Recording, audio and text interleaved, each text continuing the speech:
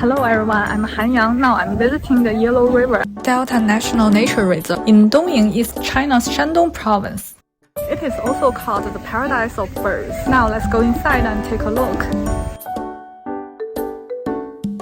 The reserve stretches for about 153,000 hectares, with wetlands making up more than 70% of its total area.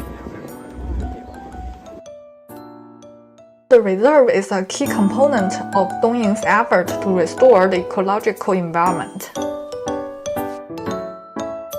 In recent years, the reserve has witnessed a growing number of birds, which proves that the environment here is getting better and better.